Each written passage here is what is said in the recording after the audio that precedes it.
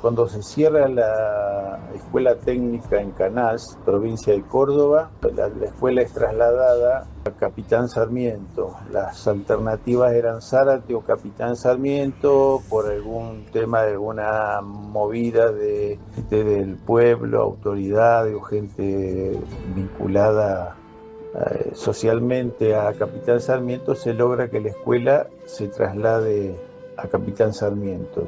Vienen en tren papá, el tío René, el tío Rufino Cés y Oscar Paz. El papá como director, el tío René como secretario, Rufino Cés como profesor de carpintería y Paz como profesor de mecánica y electricidad, o de electricidad solamente.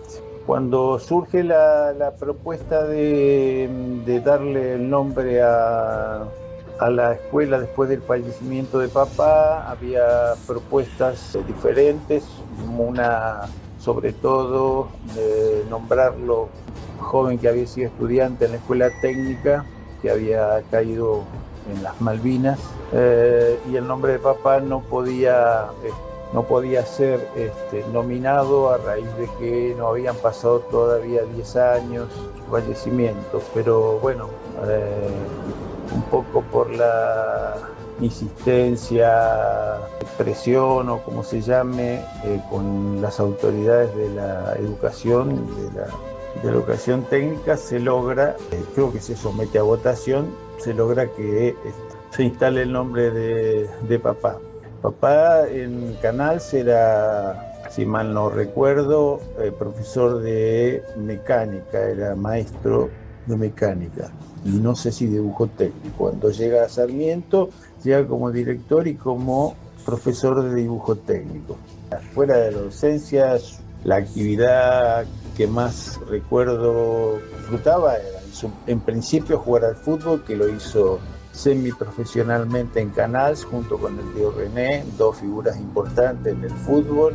Ya cuando llega a Sarmiento creo que deja de jugar al fútbol a raíz de, entiendo que su actividad, estaba cansancio, había sufrido muchas lesiones, y otra salir de pesca, ¿no? Esas eran sus actividades más lúdicas. En casa, de lo que recuerdo, era la cría de pollo, la huerta, plantar diferentes tipos de verduras. Y en su tiempo libre, otra cosa que hacía la nochecita, se iba a tomar su gancia y jugar a las cartas del club. Como docente fue buen docente, muy responsable. Yo recuerdo la preocupación que tenía cuando se decide, a raíz de que había que aumentar la matrícula para poder conservar la escuela, se crea la figura del internado, donde ingresan chicos que venían de otras localidades y se les da alojamiento, se crea como una especie de habitaciones con el cuidado. En ese momento, al principio, fue creo que Adalberto Minervini quien estaba a cargo y cuidaba a los chicos a la noche. Eso le dio una ventaja respecto de otros, porque había chicos que en diferentes situaciones o eran expulsados o no se podían adaptar. Además, alumnos que eran del interior o del campo, que no les era fácil ir y venir de sus hogares a la escuela. Esta posibilidad de quedarse donde se les daba de comer, alojamiento y cuidado, y en algunos casos se los ayudaba a preparar las materias en las cuales estaban flojos. Yo puedo contar una anécdota. Yo fui el primero de nosotros que fue a la escuela siendo papá director, y recuerdo algo que me enorgullece, aún a pesar de que en su momento me enojó. Yo recuerdo que como él era profesor de dibujo técnico, en una presentación de láminas, una prueba, un compañero saca un 10 y yo no saco 10, saco 9, una cosa así. Yo llego a casa muy molesto y me pregunta qué me pasa, y le digo cuál es la diferencia entre la prueba, entre la lámina que presentó fulano de tal, que en este caso fulano de tal era Fernando García, un querido compañero y amigo. Yo no veo la diferencia. Y él me dice, mirá, la primera vez porque él tenía la costumbre de dar las notas cuando estábamos formados en el patio. La primera vez que yo te puse que daba las notas ahí y todo el mundo escuchaba, daba Álvarez tanto, García tanto, Seriani tanto, me nombra a mí Luna 10.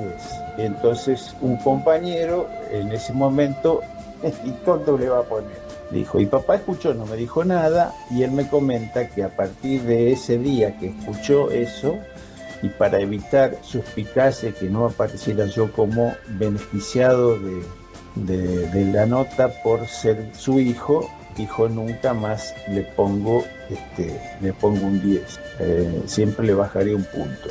Obviamente a mí no me hizo ninguna gracia, pero hoy a la distancia lo entiendo y felicito su conducta.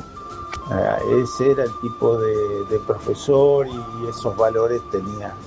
Además de esos valores en lo personal, también recuerdo cómo para el internado movía y se encargaba de las compras y de que los chicos tuvieran en el internado comida buena y económica. Se encargaba de pedirle a gente del pueblo donaciones de lechones o hacer rifas para el Día del Estudiante.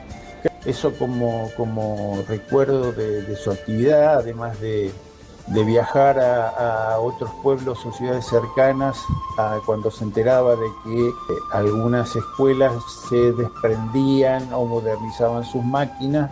Papá hacía los trámites para que esas máquinas, esos tornos o lo que fuera, fresadoras, en Capitán Sarmiento no había, papá pudiera conseguirlas para la escuela técnica.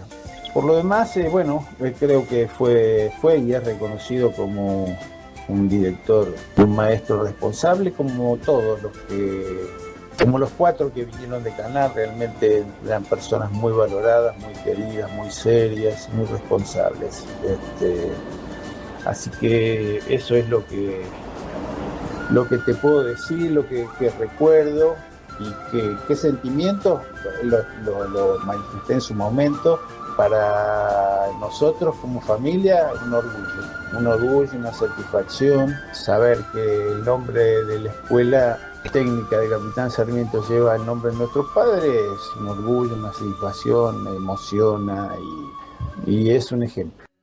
Respecto de las fechas, según habría cumplido 100 o 101 años, yo sé que era el 4 o 5 de mayo, nunca lo tuve demasiado claro, lo único sé que el 9 lo cumple Marta y papá y mamá eran el 4 y el 5. Nunca supe con seguridad quién cumplía el 4 y quién cumplía el 5.